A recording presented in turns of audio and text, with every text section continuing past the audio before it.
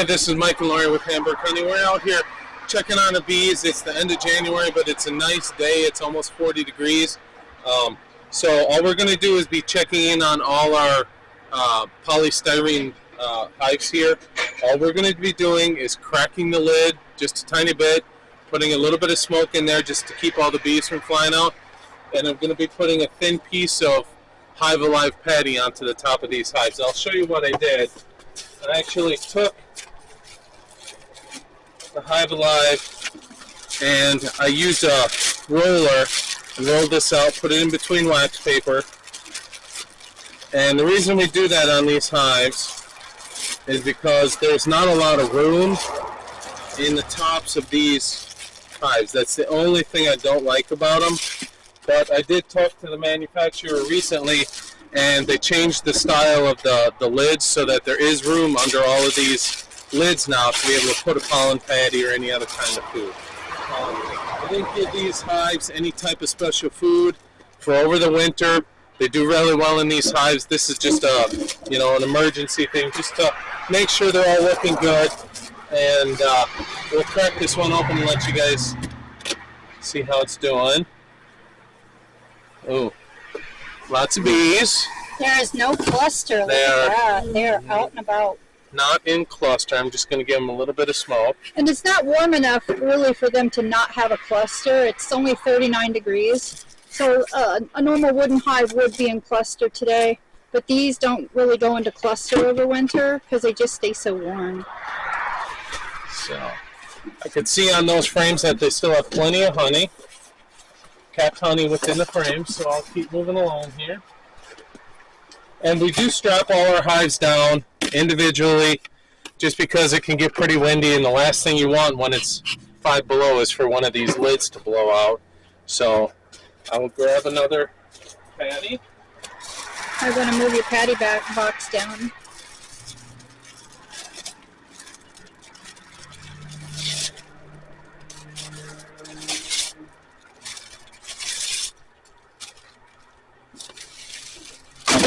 Oh, that's not a very high quality box. And the reason we do this with the wax paper is to keep them from drying out too much. So, open up this one. See how she looks. Looks really good. As you can see, there's a lot of capped honey in there yet. You can't even see them.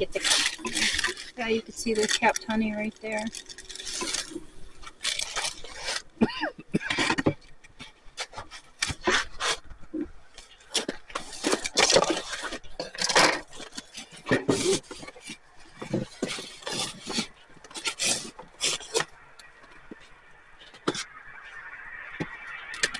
And all these hives have really good insulation.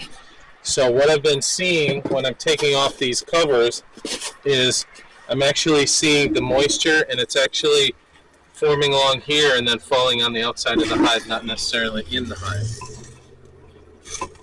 So you can see the clusters down in there yet a ways. I have a lot of capped honey in there. So those bees are so far down in there yet that when I put this on, when I put this patty on, they probably won't even make it up that high in the spring to eat on this patty. They have so much honey in there yet. So, Nice. I'll get this one on. Dad. Here comes Dad.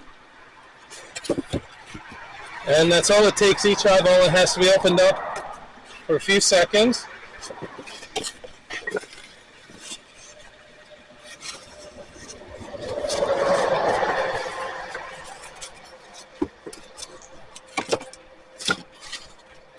And if you get these hives and paint them, you're going to want to paint them with mortar paint or concrete paint.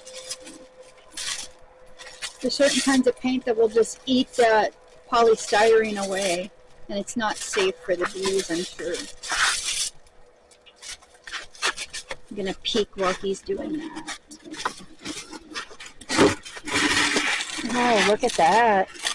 That looks good. Yep, I can see lots of capped honey on all these outside frames. So they have plenty of resources yet. There's a little bit of a cluster in this one, but Yeah, a little bit. not a, tight, big full cluster.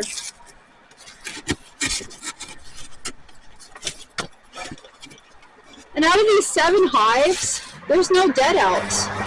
And we had so many sub-zero days, such cold days. Worried about the bees because of it, because we had such a mild December, and then it went into just such an Arctic blast in January. I was worried. So now, okay, go ahead and cut it. So we finished looking at all those. We're going to keep going. We're going to check these hives. We're also going to get into our bigger 10 frame boxes, and we'll show you some of all this. We'll keep working along. I don't want to keep these bees open too long. So we had a bit of an issue. This is a brand new camera, and we're just getting the kinks worked out. So there's a bit of an audio glitch, but we're going to dub over it. So what I'm talking about here is this white styrofoam hive. And this is actually a shipping box that I found. And I thought it looked really neat, that it would work good for a beehive. So what I did is I just put some braces in there, and we can actually fit 11 frames in this box. So we're going to pop it open and see how the bees look here. And they actually look really nice. That's a nice cluster. Yeah.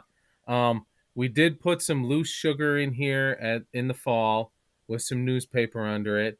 And they've eaten most of that, so I'm going to put in half of a Hive Alive patty and get this one buttoned back up. Make sure it seals good.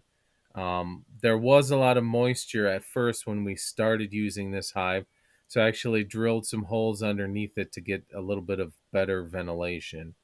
So we're going to keep moving along here. And then we're going to start in on Guinevere's hive here.